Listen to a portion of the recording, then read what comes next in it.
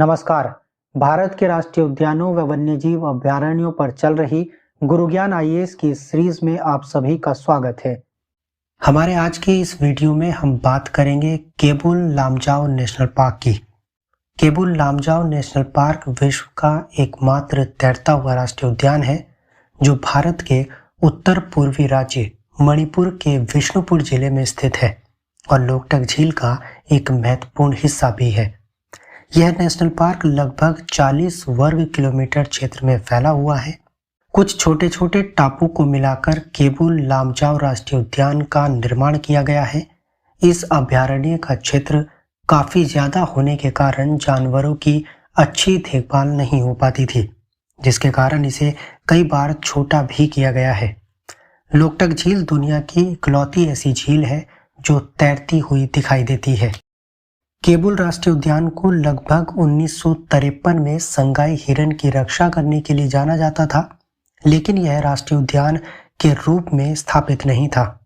साल 1966 में इस क्षेत्र को राष्ट्रीय अभयारण्य के रूप में घोषित किया गया और दूसरी बार इसे 28 मार्च 1977 को एक आधिकारिक राजपत्र अधिसूचना के माध्यम से केबुल लामजाओ राष्ट्रीय उद्यान घोषित किया गया। यह राष्ट्रीय उद्यान लगभग 40 वर्ग किलोमीटर के क्षेत्र में फैला हुआ है, लेकिन यह ध्यान रखना जरूरी है कि इसके क्षेत्रफल को कई भागों में विभाजित किया गया है।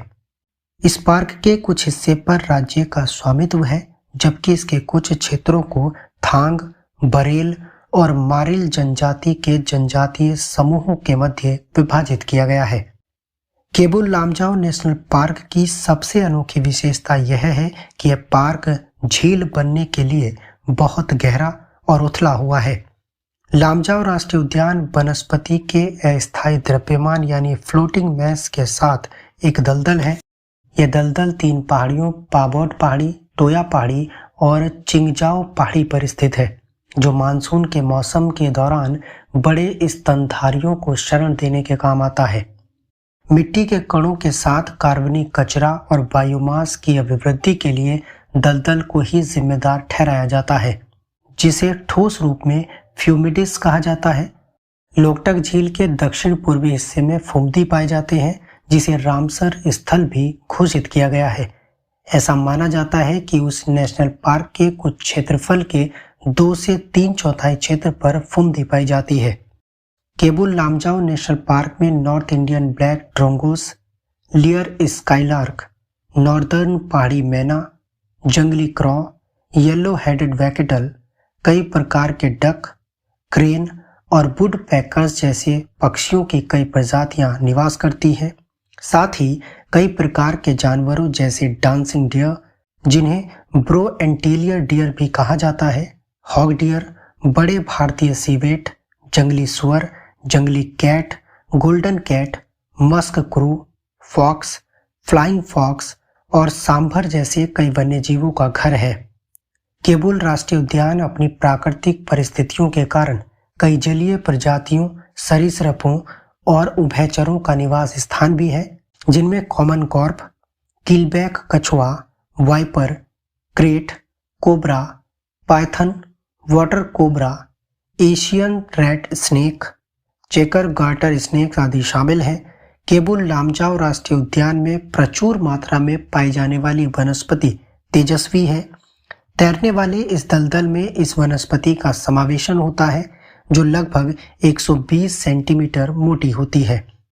इसके अलावा इस क्षेत्र में लेर्सिया हेक्सेंट्रा और सिंग काम्बोंग, जिजानिया लतीफोलिया, जिसे मंचूरियन वाइल्ड राइस भी कहा जाता है, की विशिष्ट प्रजातियां भी पाई जाती हैं।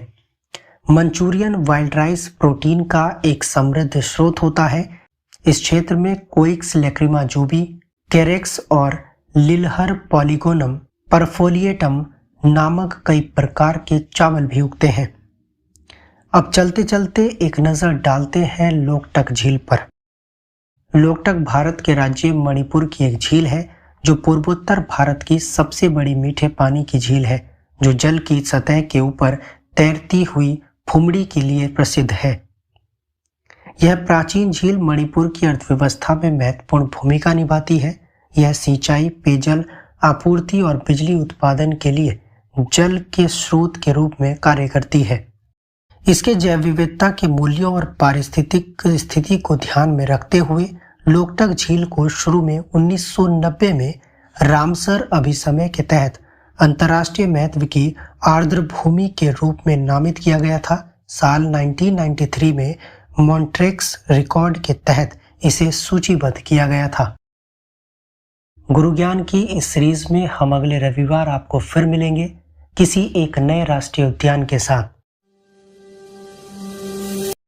सब्सक्राइब कीजिए गुरु ज्ञान चैनल को और बेल आइकन दबाइए लेटेस्ट वीडियो सबसे पहले देखने के लिए।